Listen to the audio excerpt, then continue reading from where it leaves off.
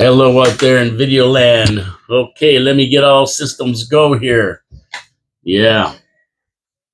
Okay, we got the radio going. We got the video going. Everything's going here. My name is Paul Calamere. This is Your City, Your Voice coming to you live from downtown Niagara Falls. And I'm going to check both mics to make sure everything's working. They are. Everything looks good to me. And we're ready to go today in Your City, Your Voice coming to you live from 4680Q Radio in downtown Niagara Falls, Ontario, Canada. Right across the street from the Meteor Crater. And I have a guest in here today, as you can see, live and in person, Mike Cushman. And Mike Cushman has been fighting a battle with an oily slick on the Welland River.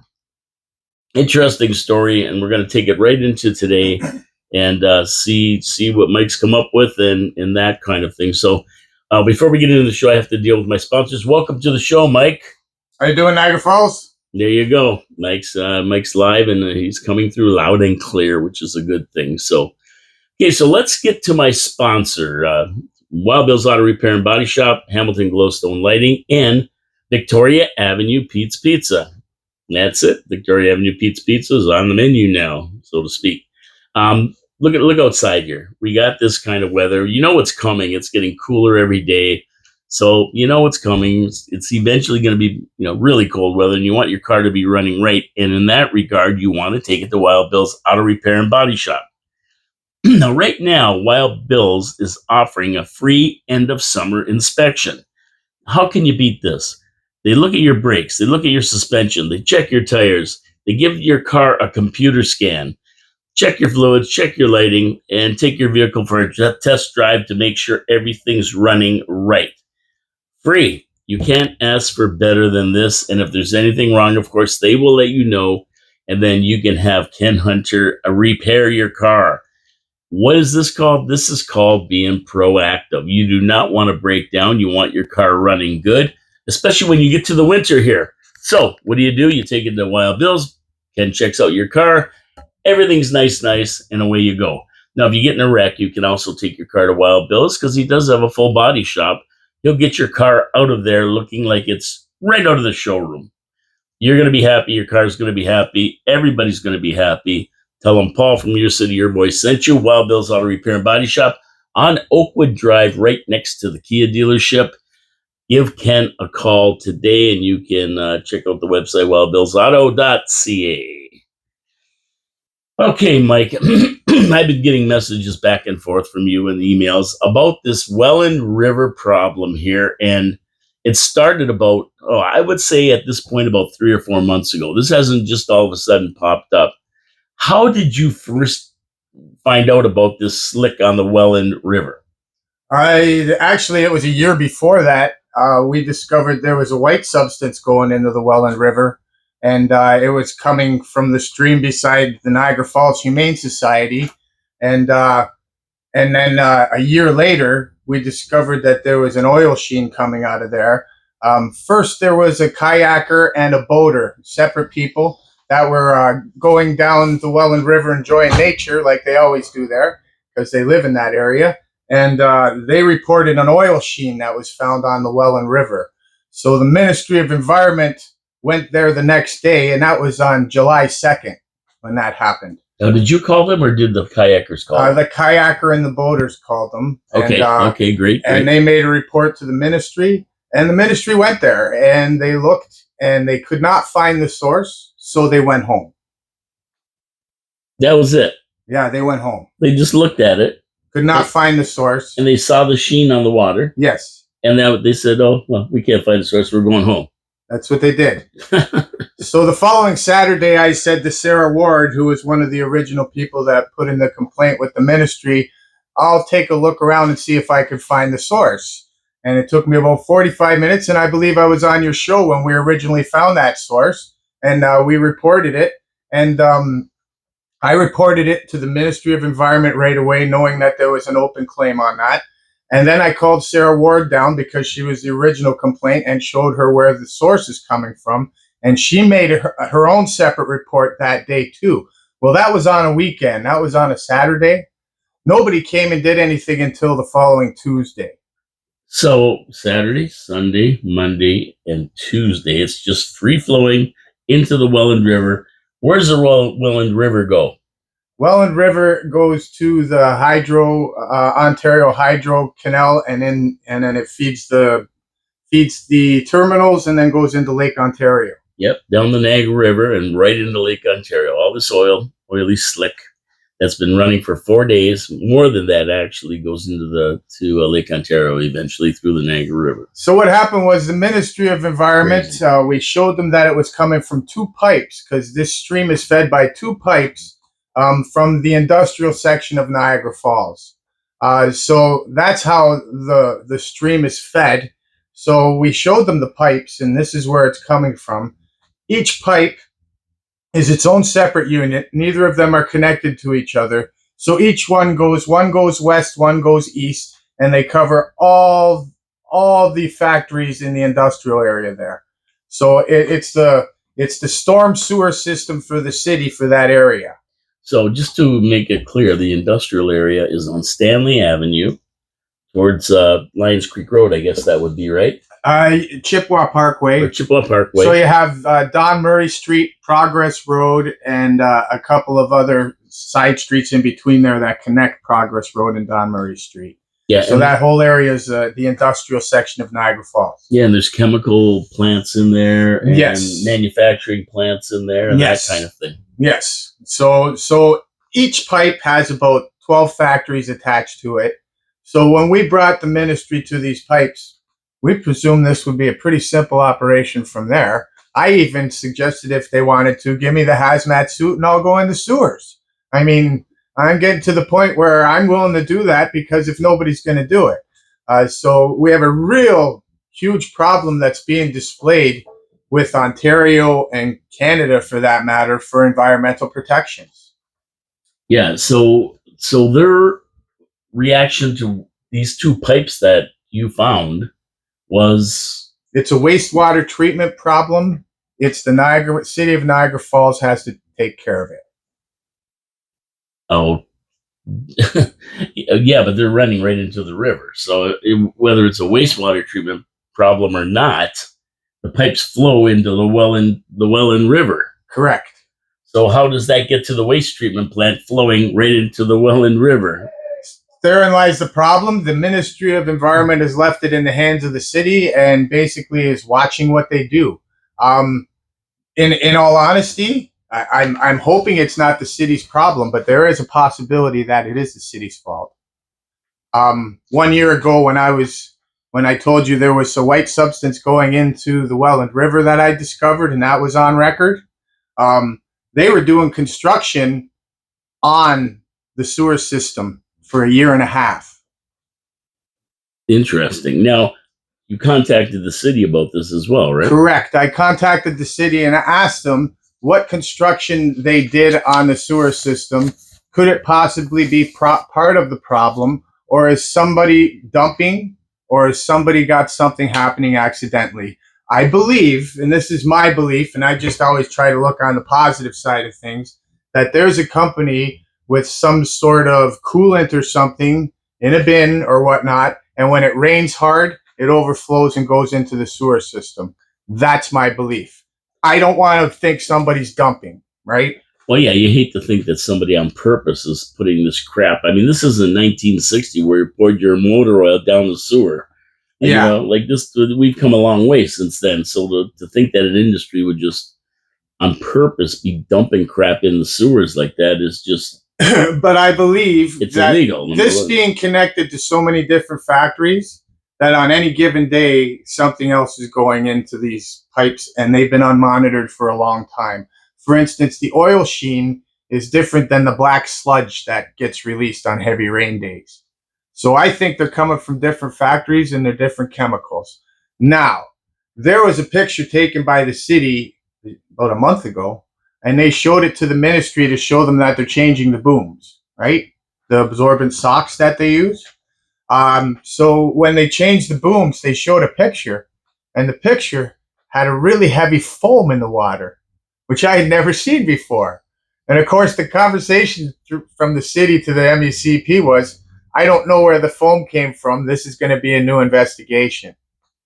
That usually means like phosphates or something. Correct. So don't forget, certain soaps also could leave an oil sheen color too, right? So, but I believe the oil sheen is a coolant of some sort or something like that. I believe the black sludge is definitely from used coolant in a lathe or a mill. I worked in a machine shop for 15 years and a Ford shop for 25. I know what used coolant looks like. I know the sludge that comes with it. And the first thing I thought of when I seen this, it had a black color to it and also a little bit of milky white in there. And that's what coolant from machining looks like after it's used. So the city put a boom across the mouth of this pipe that was coming into the Welland River. Yes. So they knew there was a problem. There was stuff going into the Welland River from this pipe. Well, see, they have nothing. They can't shut the pipe off, apparently. I posed a question the other week. It hasn't rained for 5 days and water's still flowing from the pipe. If this is a storm system, there should be no water coming from this pipe. Correct?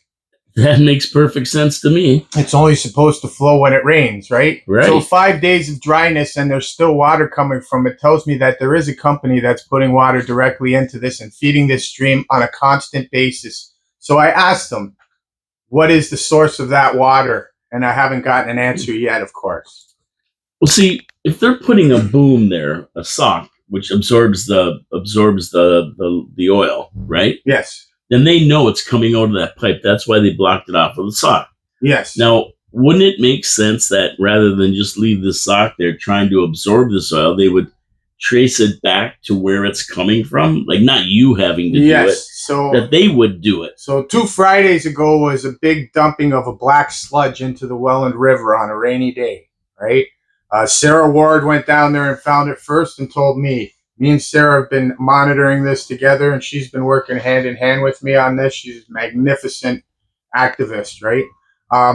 So she called me up and said, you got to come down here. I went down, and it was a black sludge.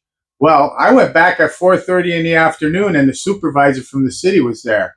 And he happened to be talking to the Ministry of Environment at the same time. So I'm starting to take pictures, and then the guy said, hey, he wants to talk to you.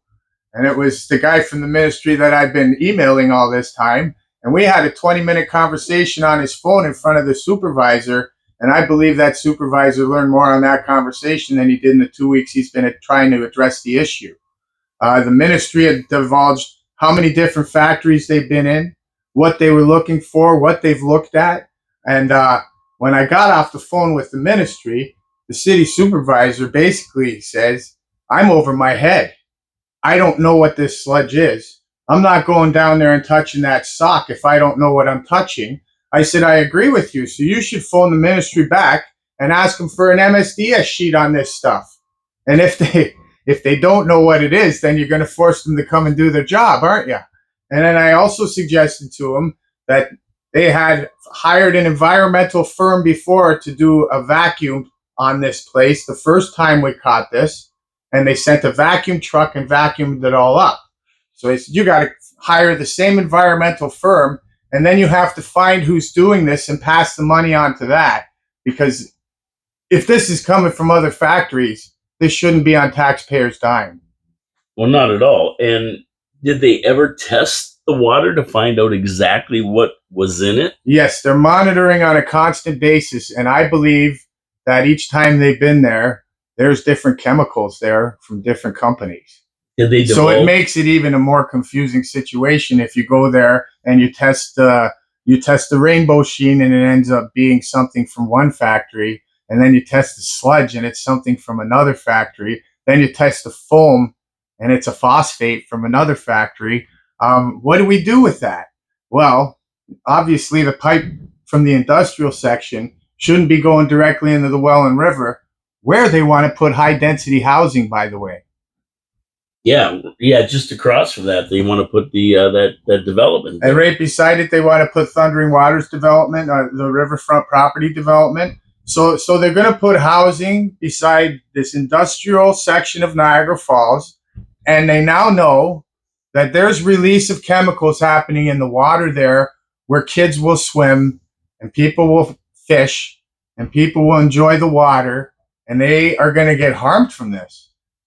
Now, did they divulge to you or anyone else that you know of the actual contents of that water from their testing?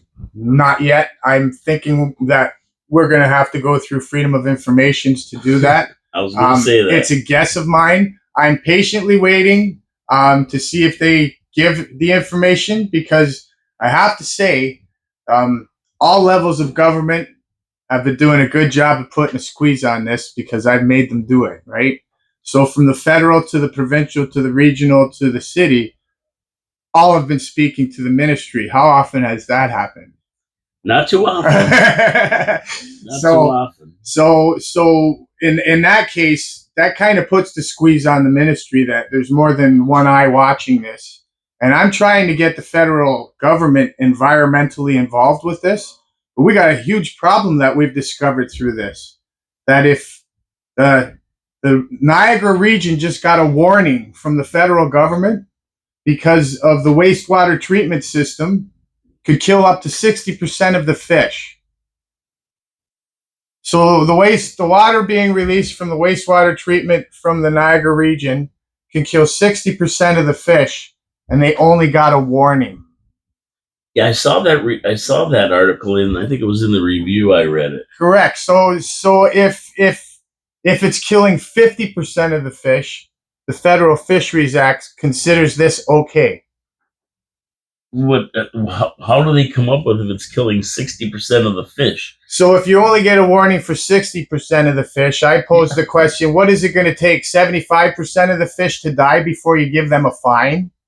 Yeah, that seems abnormally high. I mean, I would say if maybe 10% would be acceptable or something like that, right? Even 20%, it would be a high level, but at least that's, you know what I mean? There's a ceiling there. But right now, if 50% of the fish are dying, the Federal Fisheries Act considers that okay. Now, if 50% of the fish are dying, what's that doing to people that eat the fish and animals that only eat fish and everything else, right? Well, yeah. This is an ecosystem that harms everybody. And this is what I've been saying to you ever since you and I have been talking, is that we have to change the way we're looking at things, because this all comes back to healthcare and all the cancers we have and all the diseases, the ADHD, the endometriosis, multiple sclerosis, you name it, it's caused from the environment first, and then it's genetic. And, when you look at it, you have to think this way, too, that if 60% death rate is acceptable, that doesn't mean the other 40% of the fish are clean. It means they just haven't died. They could be loaded with chemicals and cancer-causing agents and everything else, and it just hasn't killed them. It doesn't mean that they're not contaminated. Well, right? It's a frightening discovery. It is. Okay, so we're doing one pipe, one stream going into the Welland River, and it has divulged all the environmental problems in Ontario and Canada from one incident. Now, can you imagine if hazardous waste gets spilled on a highway in a busy city on a weekend when the Ministry of Environment is not working? Because, by the way, the Ministry of Environment is working 9 till 5 and shut down on the weekends. That blew my mind right there.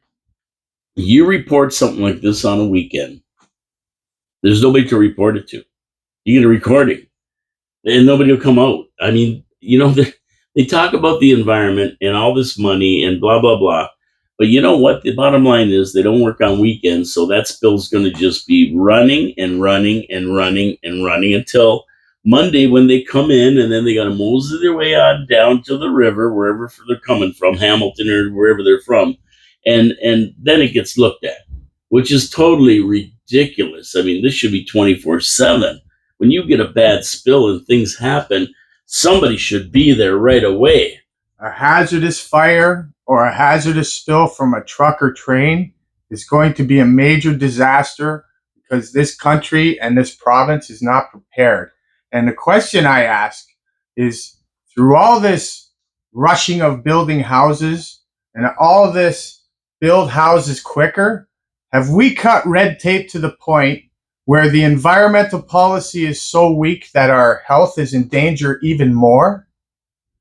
What's going to happen for our kids and our grandkids? Do we have a plan to survive the future, or are we just living for today to please today's developers? Let's build on the toxic lands and destroy environmental policy and just go forward with greed and not look at what we're doing to our people, because that's where we are today. In my mind, this is shining a light that people should be paying attention to. And we're gonna get a little bit more into that. I'm gonna get to my second sponsor, and then we'll get back into that. Hamilton Glowstone Lighting. That is my second sponsor. So if you've ever seen these houses lit up beautifully come this time of year, whether it's for Halloween, Christmas, or whatever, it's probably Hamilton Glowstone Lighting. They're the leaders in permanent outdoor lighting fixtures, I guess you would call them. And basically, what they are is track lighting that's put on your house. They're permanent. No more hanging Christmas lights, none of that stuff. They're on there. They're on there for good. They have lifetime warranties on them. They're LED lights, so cheap on power. You don't have to worry about your hydro meter spinning off the wall. They're all warranted. They're just beautiful. And you can choose whatever colors you like. This is what I like. And it goes right on your phone. You want red and green for Christmas? You can do it. Red and white for Canada Day? You can do it. Green for St. Patrick's Day. 100%. Prince's birthday, purple. It doesn't matter. You got any color, you got a million different colors. You can do it all from your phone. Colin Buckborough. Mike, I'm thinking Mike over here. Colin Buckborough will come to your house, give you a free quote. He is the owner of Hamilton Glowstone Lighting. Give you a free quote and install these track lighting professionally. I mean, every joint is sealed. Every joint, you know where they plug in, you plug your Christmas lights in together? None of that stuff. It's all soldered and sealed, impervious to dust and water, moisture. You don't have to worry about it. It's done, and it's done professionally. It's done right. Now, how do you get this free quote? Well, you call Colin Buckborough at 289-969-1797. He will come out and give you a free quote. You want to do it? You can also apply for financing. So if you want to really Griswold your house, I mean, do it from top to bottom, no problem. They have financing to suit your needs. So it's a fantastic system. They look fantastic. They add value to your house, and no more climbing ladders in the winter. Believe me, once you have these on your house, they're there. None more. You just go to your phone and turn them on, turn them off, whatever you want to do. Hamilton Glowstone Lighting, Colin Buckborough, 289-969-1797. That's the number that you call. Tell him Paul from Your City, Your Voice sent you. He'll be happy to hear from you. And my advice, call now. Because right now, he's getting a lot of requests because Christmas is coming up and people want their house done before Christmas. They want to get it done now so they're ready. So he's getting busy now. Get your appointment in there and make sure he can come to your house and set it all up for your Christmas holidays and light up your house really, really nice. Okay, so back to these ministry guys. And are we talking federal? Are we talking provincial? Are we talking like regional? Who is off on the weekends that can't come out and see a toxic spill? Well, the MECP's provincial government. Okay. And they are not open on weekends, and they're working 9 to 5. So if there is emergency outside of that, I fear for our population because they are not prepared and they do not have enough manpower to do their job, it appears. And we're not just talking a little oil sheen in the Welland River. We're talking about trains going through the city carrying toxic chemicals that could derail, and we could have another Palestine, Ohio event in the city, and the train runs right through the city. I mean, we have some dangerous stuff going through this town, Mike, and these guys, they'd be forced to come out, I'd say. I believe that they're not capable of doing their job anymore. I believe that everything is privatized, right? So any testing has to be done by a private lab. The testing is done by the company that's the polluter. The polluter picks the company to do the testing and tells them what testing to do, and the polluter gets the information before the MECP does.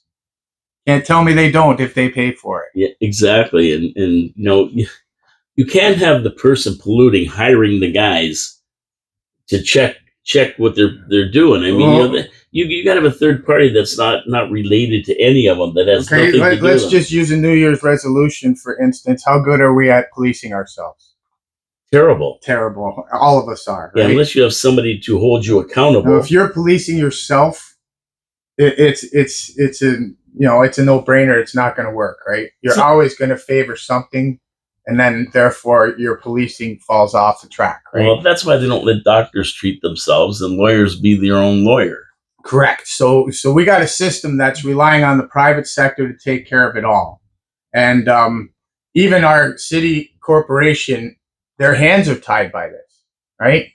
Because really, this sewer system is relying on the honesty of the people that it's attached to, right? Just like our sewer system, they rely on us not to pour, if we change our oil, they rely on us not to pour it down the sewer, right?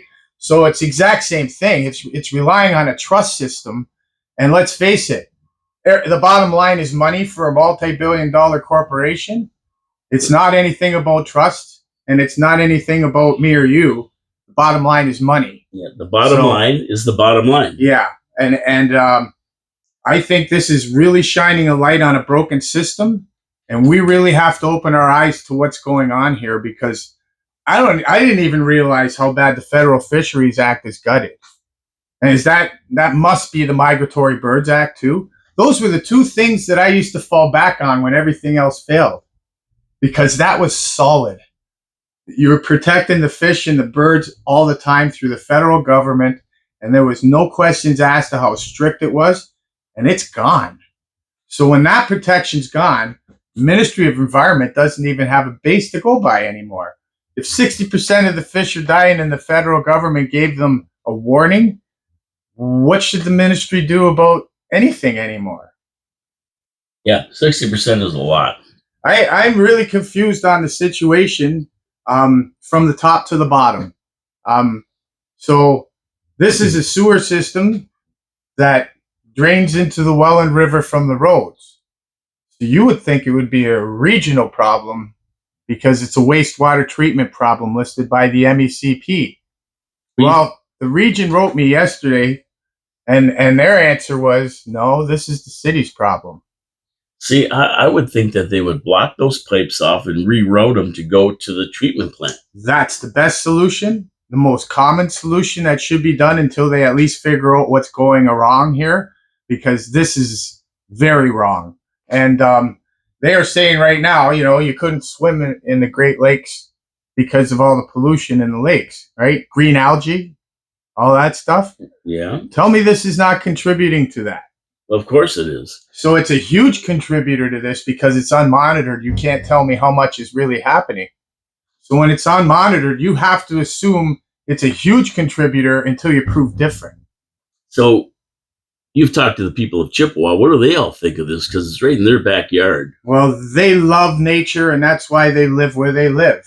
These people jump in a kayak and canoe every day for the peace and tranquility of enjoying nature. Most of them are very angry about it. I can imagine you're paddling down the Lions Creek or Welland River, and all of a sudden there's a big slick of oil on it. I mean, I'd be livid. And then, there were a lot of people instantaneously blaming boats for this, right? Yeah, that's what happens when you got boats running up and down the river, and you can't assume until you find the truth, right? And this Welland River has been known to be contaminated for decades. This is no secret. But when you're going from one pipe to the next pipe and you're finding another contaminant, because I just went from this pipe down to the next pipe and found there's a milky white substance coming out of the next pipe. And that seems to be coming from a golf course, because there's a pump house on it. Yeah, well, you were saying that you went to the golf course and the pond looked like white milky, and then there was a pump on it and it was pumping the water somewhere. Yeah, it's a pump house that was designed to pump the water in and pump the water out because of some kind of industry that used to be at the old Thundering Waters golf course. Now, I'm not sure which industry, but I've seen these pump houses before, so I know what they're used for.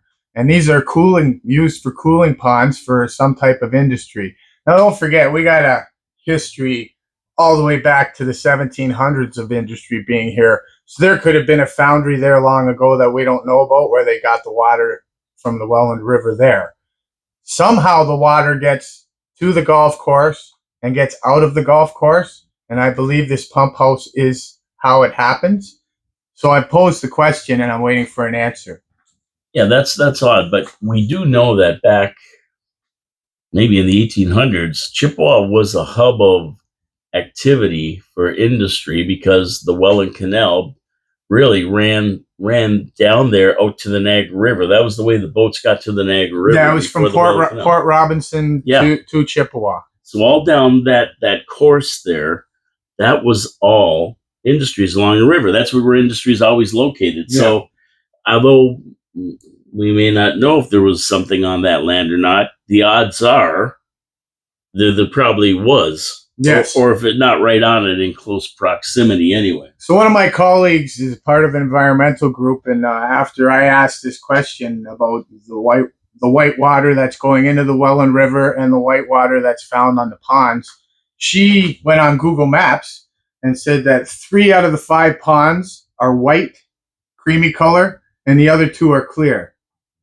Huh. So I was amazed that she went on Google Maps and found that to begin with, but it just shows that there's something, right?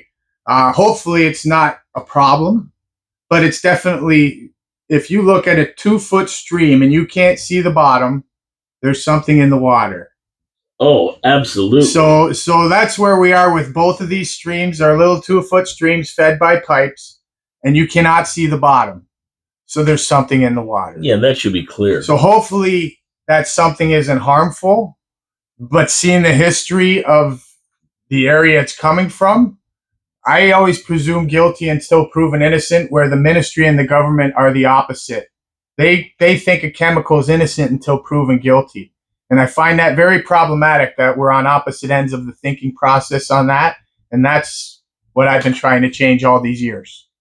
Yeah, and so you're thinking of the ponds that have the white water in them. Let's just use white water for sake of identifying it, are probably being contaminated by stuff leaching out of the soil into them. Yes. Because there's nothing being dumped into them now. This Correct. Is just rain, and then it leaches into these ponds. Yeah, and the pump house is there for a reason. So it's going to be interesting to see what that pump house really does. Yeah, I mean, is it running? Yes. It does work, right? It's running 100%. So the question is, who's running it and why? And where's it going? Yeah. And it's going to be an interesting answer.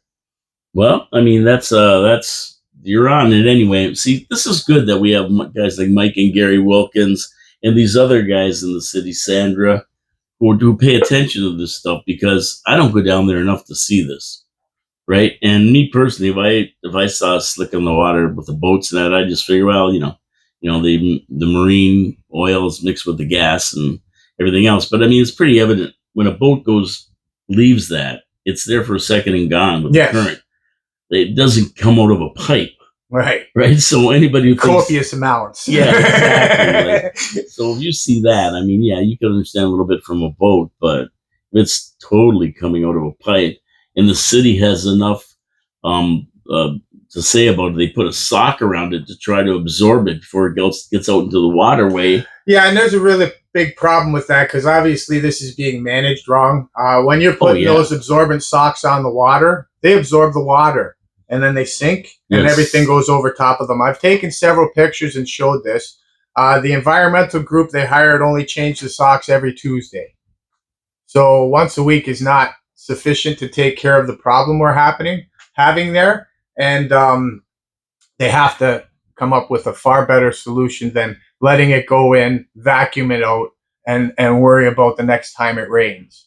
Like you said, your solution is what I said. Yes, cut it off and get it going to the treatment plant where they can deal with it. Find out or find out where it's coming from and stop it. But it's obvious that it's hard to do if you're not trained to do it. Yeah. They have to hire the environmental firm that would wear the hazmat suits and go in the sewer and trace it. And I think they've been really hesitant on spending that money because taxpayers' money. Now they are doing something on Don Murray because it's all closed off, right? They've been in the sewers. So three times in the last week, they've had emergency shutdowns and vacuums, leading me to believe maybe they found the source. I'm hoping so. If they haven't found the source, then they're trying to get ahead of the rain before it happens, and they know the stuff's in there. It's too tight-lipped to make an assumption, right? And you know the saying, you assume, you make an ass of you, right? So yeah, like, but if they've been there 3 days, obviously they should be able to figure it all out in one day. If they can't, then I'm thinking they would be vacuuming from one sewer to the next, one sewer to the next, one sewer to the next, and then that's where the oil stops. Yeah. Let's look around here, right? I'm hoping that's what's going on. But like I said, we're left to assume without proper answers, right? But something's being done. And that something is being done because it has to be done. So I'm hoping that they come up with a solution instead of what they're doing right now. Because it really looks like red tape has been cut to the point where we are in danger. Yeah, well, good thing they're taking a look at this. But I mean, I think that they're going to find out eventually who it is, and let's just hope they take the proper steps, find them, or do something with them. Like they got to stop this. Yeah, I believe that they will find this as soon as possible, since the money's falling on them right now. Right, you're under the gun. Yeah, the city's doing it, right? I don't know about you. I'm not happy that taxpayers have to pay for this. Well, I would say that if they find out it's one plant, that plant should be, And the other question is, the work they did on those sewers a year ago that took about a year and a half to do, what was done, and does this have anything to do with the problem we're seeing today? That's a good question. Where do you get an answer? I really hope that wasn't a waste of taxpayers' money for that whole year and a half to find that we missed a factory or something and it's dumping directly into the river. I don't know. Is there, what was really done? And how much taxpayers' money is at risk of just being wasted here?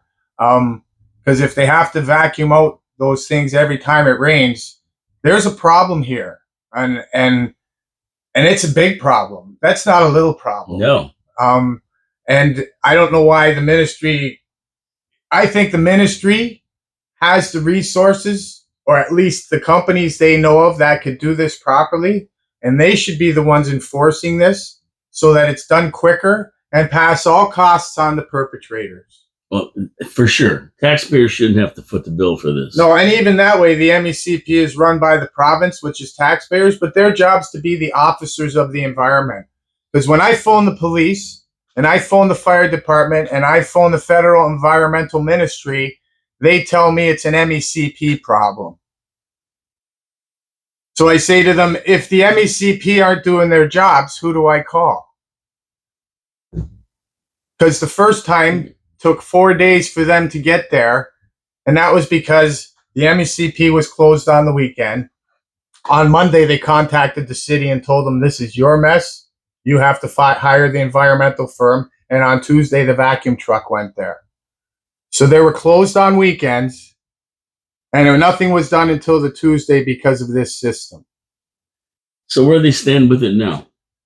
We're pretty well the same place we are now, only it just goes directly to the city to take care of instead of waiting for so the ministry will call the city instantaneously, and the city has to address it. So they already know who to talk to get it done and how to get it addressed, but they still haven't found the source. There's a real problem that doesn't make sense here. Yeah, I'll be waiting for some reports on that. I want to see some reports from these guys. Number one, the cleanup, what they found out from it and who's paying for it, right? That would be nice to know. Yes. Number two, stop it. Whatever's happening, find a way to stop it and deal with it, because you don't want that flowing into the river. Right. Tonight's supposed to be a really, really heavy rainfall. Uh-oh. I'll be there first thing in the morning looking at it, because I fear there's going to be a whole bunch of black sludge there again. I'm hoping, and I'm going to tell you right now, the work the city's been doing, that stream for the last 6 days has been the cleanest I've ever seen it since the spring. Oh, there you go. It's been clear. You could see the bottom. they have both pipes dammed off with bags of absorbent. Then they have 2 socks in front of that. Then you go to the other end of the pipe where it's going into the river and they have 2 socks. Okay. So it has been the cleanest in the last 5 days than I have seen in a very long time. But let's see what happens after the heavy rain and hope that they're onto something. Then we'll definitely get a report back from you about that. Now, I'm going to do my last sponsor, and then we're going to get into 4th Avenue. Yes. Okay. My last sponsor, of course, is Pete's Pizza on Victoria Avenue. Now, you want a great pizza? You looking for a good pizza today? Well, give Pete's Pizza on Victoria Avenue a shot. I'm telling you, they use an old Italian family recipe. The guy who started Pete's Pizza is the Mancini family in Reno. I know him. It's a franchise, but only a local franchise around the Niagara Falls area, Niagara Falls, St. Catharines area. Mike, who owns this one on Victoria Avenue, worked in an Italian restaurant for 15 years. And I'm going to tell you, they make a pretty darn good pizza. They use the old Italian recipes, the freshest ingredients. He told me they use Saputo mozzarella with brick cheese. They do a blend, and they put it on the pizza. It's on the right ratio. The sauce is really good, not really sweet or anything. It's pretty darn good pizza, if you ask me. And I'm a snob. I'm a pizza snob. I don't like a lot of pizzas. This one I like.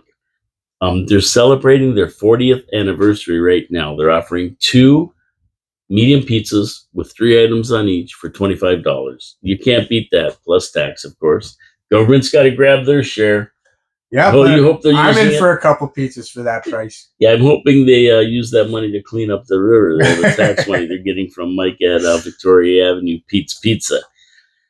Anyway, that's a pretty darn good deal. Runs to the end of the year, celebrating the 40th anniversary of the franchise being in business. They also make it convenient for you. They've extended their hours to midnight from Sunday to Thursday, 2 a.m. from Friday and Saturday, for Friday and Saturday. So you get those late night munchies. That's me. You want to grab a little hunk of pizza, a nice pizza? Well, you call Pete's Pizza. They're open on Victoria Avenue till 2 in the morning. Now, how do you get this beautiful pizza? Well, you can go down there, of course, and order it, but you can call 905-374-2222 or order online. Easy order. Pete'sPizzaVictoria.ca. Place your order. Your pizza's waiting for you, and I usually get the Canadian. Pepperoni, crumbled bacon, and mushrooms. That's me too. And I like to get it. I always ask for it well done. I like it mine to be a little bit crunchy, real nice, and they cook it perfect. They said one last week. I love it. I love it. So Pete's Pizza Victoria Avenue. You got to call Mike. Get a pizza. See what you think, and if you get one and you get on Facebook, go to Restaurant Reviews Niagara and leave a review. That's my page. I always put reviews on there. So yeah, go do it. Go do it. Let's see what you think of Pete's Pizza. I enjoyed it. It's one of the better pizzas that I've had. And it's consistent. I've had 3 or 4 of them now, and they've all been very, very good. Pete's Pizza, Victoria Avenue, 905-374-2222. Order yours today. Tell Mike Paul from Your City, Your Voice sent you. Okay, so this blew my mind. I'm watching City Council at the last meeting, and 4th Avenue had they wanted some variances on their zoning because they wanted to make some things less than the bylaw provides for, so they got to go through a little amendment. They still want 72 units on there in that old ball hockey rink. Yeah. And when the guy got up there, somebody asked about contaminants, and he said, "We've tested it, and there are no contaminants from the cyanamide plant on that land." And I'm sitting there stunned. I said, "This guy's is this guy crazy? What kind of baloney is this?" Mike, am I wrong, or is he right, or is he just giving us a line of BS? Okay, you know the YMCA property where they built housing? That would have been across from where this is. A gentleman explained to me that they took 150 bore samples and never found one thing wrong. Was the guy a joker? From day to day, if you take a bore sample, you will get high aluminum one day, high arsenic the next day, high something else the other day. There is never anything that shows nothing out of the ordinary. There's always high something. Okay. For there to be that many tests and nothing wrong tells me that's fudge testing. And while he was telling me this was the day after Gary and I found black tar coming out of the foundation hole of where they're building the houses on YMCA property. So that shows you how good their testing are. The Ministry of Environment explained to me that they never found any PAHs on that property. Just because you don't test for it doesn't mean they're not there. Because when I looked at the tests they did, I didn't see testing for dioxins, testings for furans, which are the most deadly things to man that are given off from tar pitch waste. So if you don't do the testing for it, that doesn't mean it's not there. That just means you didn't do the testing for it. So they're picking the way they do their testing to give it to your city council, and it's a very corrupt process. Again, the private sector is policing itself. Can't do it. Well, you know what really struck me as odd is that on their initial application to build these 72 units on that property, they allotted 1.15 million or 1.2 million dollars for remediation. Yes. So they expected to have to spend this money to clean this property up, knowing that cyanamide had contaminated it. Then all of a sudden it comes back, they didn't find any contaminants from cyanamide. I think it was 2007. I put a letter in the newspaper, remember the cyanamide dust.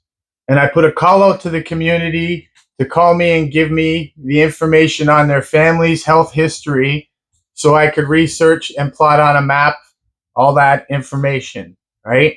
I got phone calls from people from all over the city on contaminated issues of where toxic waste is buried. One of the first phone calls I received was, if you ever want to find toxic waste, look underneath the Milik rink on 4th Avenue. I forwarded this email in 2008 to the city. 2015, I forwarded another email that I actually sent to you, I believe, Paul. Yes. And it was the same warning that there's heavy contaminants buried under the Milik rink. A gentleman informed me of this via a phone call many years ago. That's why it was paved over. Anything paved over by the cyanamide company, they buried waste there. No, and that to me makes perfect sense. I mean, I for anybody to even say that, I mean, just being by the property would contaminate your land to a certain point, a certain extent, right? Water travels 3 to 5 kilometers to find its own level, right? The water on this property travels through 3 natural ravines that were buried by toxic waste by the cyanamide. These 3 ravines are still visible today. If you look at the gully behind the Great Wolf Lodge, that's the first ravine. That starts on the YMCA property, and it runs down to the tracks and along Victoria Avenue behind the Great Wolf Lodge, and that's Colts Waterfalls, the Colts Creek and Colts Waterfalls. There's a second one. The gully is right behind the helicopter station, the Niagara Falls Helicopter Station. That drains directly into the wall of the gorge. And the third one is on Whirlpool Road and River Road, and that drains along the creek of the Cinderella Steps. When you're going down the Cinderella Steps and there's a creek beside there, that's where that drains into the river. So those 3 natural ravines were there and buried with waste, and the water flows to them all day, every day. And of course, when it rains, it carries along contaminants with it. Correct. Lois Gibbs from Love Canal explained to me about 40 years ago, you follow the water, you will find the disease. There you go. And we know a lot of people that lived in the close proximity to the cyanamide have had all kinds of health issues, including your family, and you were living in Silvertown. Yes. Yeah, we had the prevailing west winds at the time would blow the emissions over, and we had major air emissions problems throughout the Niagara region during the Industrial Revolution. I have all the air tests on that from 1972 to 1992, by the way. Wow. Yeah. Well, I can imagine what they say because you used to wake up in the morning and your car would be covered in this white film Yeah, that and you if you needed remember, vinegar to get out. Chippewa smelt like rotten eggs 24 hours a day, 7 days a Yeah, that week. was Norton. Yes. The Thorold paper mills were the worst out of everybody. It smelled like vanilla there. But believe it or not, their emissions were worse than cyanimade's. Wow. They were off the charts. Cyanamide with air emissions were like 200 to 500 times over the limits. Thorold was even worse. That's like South Thorold. Thorold Yeah, South. it was insane. When I looked at those and seen everything in the red on every test, you got to wonder why they didn't do something earlier or figure something out. And Right? there's big neighborhoods there. Well, today they built neighborhoods on the toxic lands, which is where we're talking about today. Is they've changed environmental policy and gutted it to the point right now where I fear they're placing the public in danger by ignoring that the environment causes health problems. So what are these people? They're building these 72 units now. They already built 100 across the street, and those people are facing some possible horrific events down the road. I can promise you that they're already sick. I hate to say that, but if they have children there and elderly people, they're being harmed right now. And the older people have probably lost. I mean, normal people like me and you have probably lost their sense of smell and taste. I'll bet you if you ask everybody that's living on YMCA property right now, they've lost their sense of smell. I promise you. There you go. And it's funny because it was kind of explained at a city council meeting by Councilor Lococo that there's different rules for commercial buildings like the arena where they're going to put down cement caps and paved asphalt.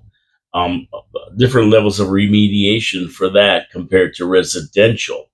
But when you put residential right next to it, whatever they didn't do at the arena because it's commercial seeps into the residential part anyway. You can't stop it. It's going to naturally flow. Yeah, for some reason, today's society thinks that if you put a piece of plastic down first, that plastic that's not even an eighth of an inch thick, maybe a 16th of an inch thick.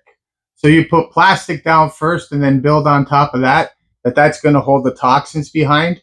Everybody knows that Earth moves the second that you put it down there, and that Earth movement will poke holes into this plastic, and then it's just useless. Yeah, but there's a pretense out there that this plastic is going to save us, and I'll never understand it because the science just isn't there to support the idea. So, what do you think is going to happen across at the Milek rink? Under that rink, is this guy just going to get away with building on that without doing anything, or? Oh, we're going to climb in the hole, and we're going to take pictures like we usually do, and we're going to hopefully be able to shine a light on it before they do anything, because the hole's not going to be good, and the soil coming out of there will not be soil. Now, what effect will the Thorold Stone Road extension have on these people? I mean, they're going to be blasting a road from Thorold Stone Road around to that new traffic circle and digging all that up. There's already contaminated piles of land there. That whole segment is listed as heavily contaminated, and they know it. And when they open that up, the people living there will be exposed to what's going on there. Yeah, like they've already got piles of contaminated land. I was going to say, don't forget, they took the stuff from First Avenue and Bridge Street, which was contaminated with gasoline and diesel, and they piled it there, and now they put grass seed on it, and it's just a berm.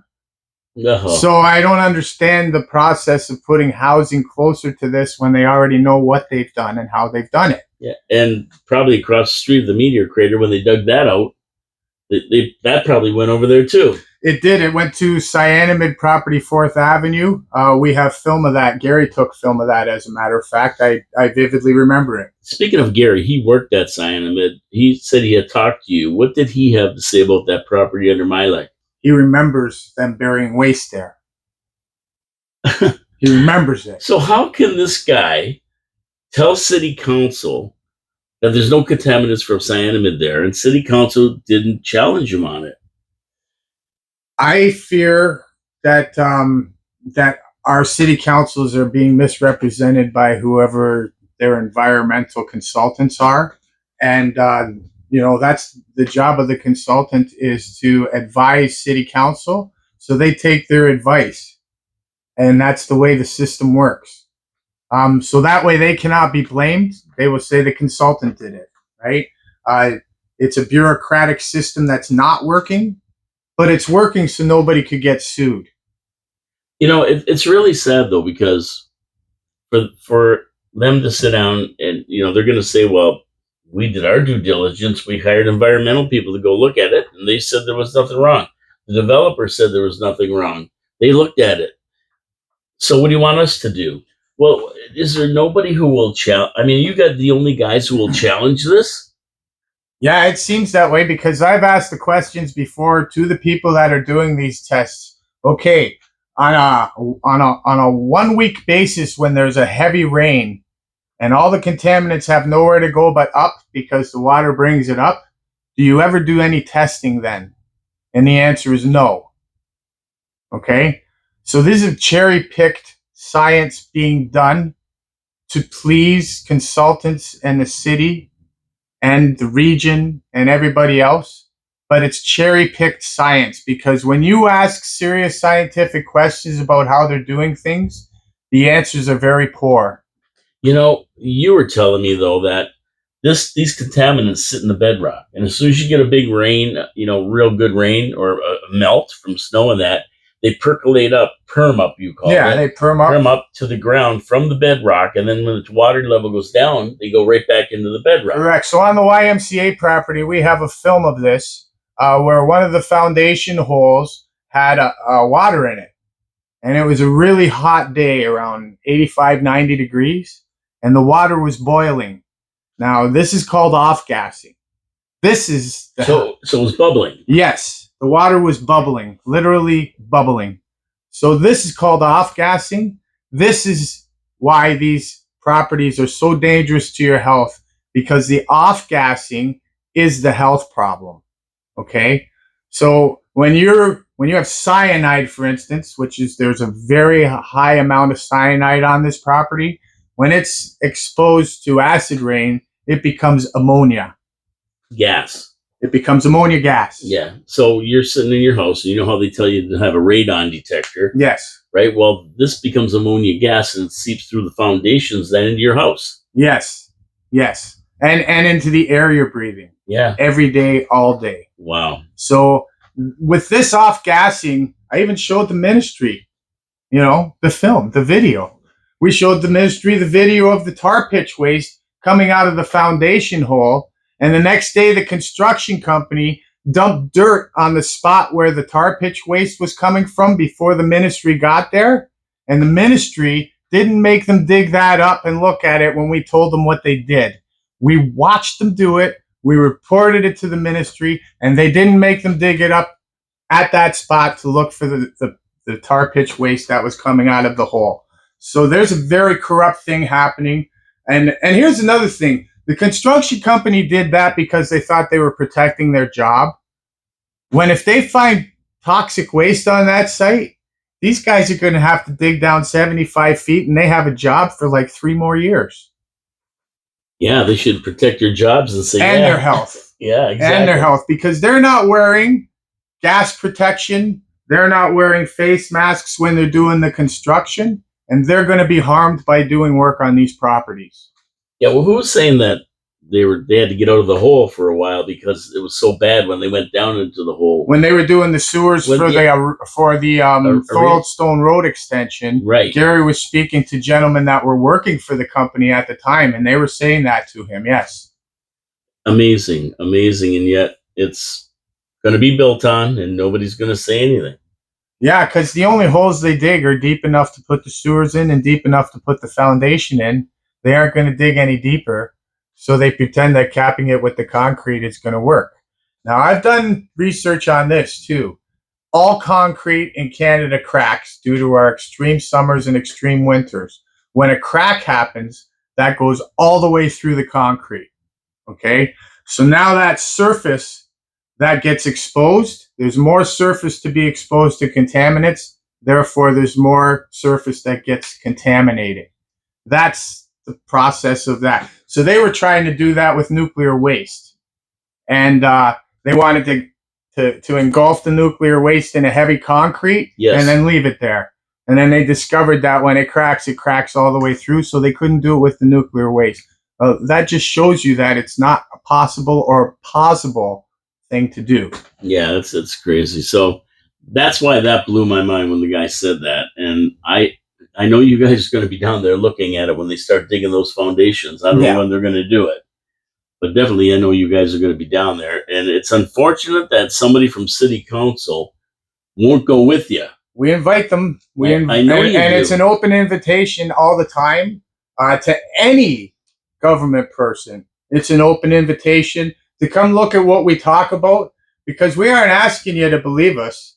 We want you to come and see it for yourself and do your own research, because you're going to find very disturbing things. You do the Missouri thing. Show me, don't tell me. Yes, and we've been willing to do that because, our plight is nothing more than caring about the community, which should be the government's plight. Never have I talked about lawsuits or anything for what I found. All I want is them to fix it for our kids and grandkids. You running for city council again? I cannot, because then I'd have to give up my job, which took me too long to find. Because I was going to say, that's what they need, a Mike Cushman on city council to make sure that when these things happen, somebody's watching it. Well, if you could ask the proper questions, you could enlighten the other people around you so that they know what's going on. Yeah. I find Lori Lococo does a great job at that, but when you're the only one doing it, it's a losing battle before you even start. Now, are you going to warn these guys who are buying places at this new development like you did the other one? Yeah, I still haven't made it down to the YMCA with information for the people that are living there, but yeah, 100%. I'm not shy to tell people the truth, and I believe that everybody else should tell them the truth too. For instance, the Thundering Waters or riverfront property, are they aware there's a wastewater treatment plant going directly across from them, that they're going to pay millions of dollars for these new homes? And did you ever smell the one on Stanley Avenue? That's what I'm getting at. Yeah. Well, it's the same with Fernwood there, where they're gonna blast a quarry in there right behind them. I mean, when they bought it, I don't know if they knew that. No, it was not divulged to them. I helped that group, and I was going to ask you if you could get them on one day, because their stories is a serious one, and I could introduce you to the leader of them. And I've asked many times. Okay. I talked to the guys through emails and that, and they didn't want to come on. Okay. I tried to get them on here. But I really think that's right along the topic of what we're talking about, that the government is loosening the environmental restrictions so much that it's placing us in danger. That neighborhood, they built millions of dollars for these homes, and now you're going to put a quarry right in the backyard. Blasting and trucks. So what are they going to end up suing the city, and then taxpayers are going to pay for all that? Well, you got to wonder, because when they bought it, unless it was divulged to them, they're putting a quarry. There's plans to put a quarry over here. No,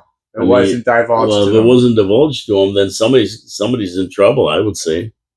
I always fear for the lawsuits and the cost of taxpayers on those lawsuits. I mean, this is irresponsible, and there's no more risk assessments.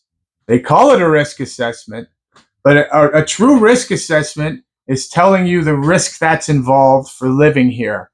And they're saying, no risk at all. No. Have a good day. We're building. Enjoy your home. Yeah, enjoy your new home. I'm really fearing for our people and the future of our kids and grandkids, because health problems are going to be prevalent even more.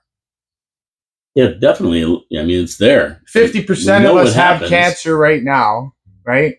How many friends do you know that have had cancer or been touched by cancer? Tons. And we're not watching it.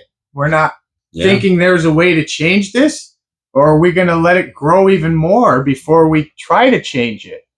I think the evidence is right in front of us, and we got to address it now. Yeah, and we've seen it. I mean, this isn't like something new. We saw Love Canal in the 70s, how terrible that was. Yeah. And for us to think that we're immune to that when we've had the same factories over here, basically, we had the same factories right here they had over the river. The same corporations. Same corporations. So what makes them think they were more responsible in Canada than they were in Love Canal in the United States? You know what? I'm willing to accept that, because we all had good paying jobs from it and accepted what was going on.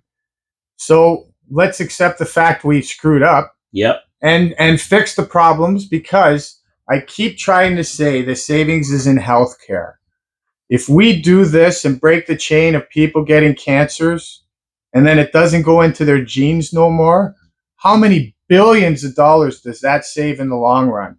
Well, you can't count them. Correct. So any kind of profits you're saying you're going to get from development right now, the savings in healthcare by cleaning it up properly will far surpass any profits you're getting from the real estate. So, and on that note, we're going to end this.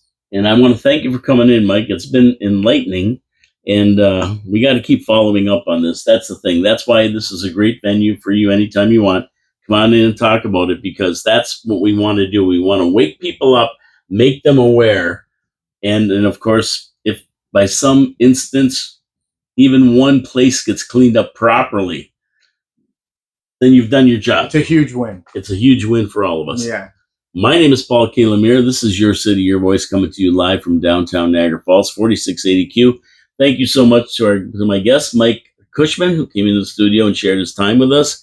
And we want to thank our sponsors, Wild Bill's Auto Repair and Body Shop, Hamilton Glowstone Lighting, and Pete's Pizza on Victoria Avenue in Niagara Falls. We'll see you tomorrow with absolutely all Habs, all show. Don't bring that Boston Bruins hat in here when we do the show. Okay, Mike, have a great day. Have a good day. Thanks. Much. Ciao. Thanks so much. That's awesome to get this out, man.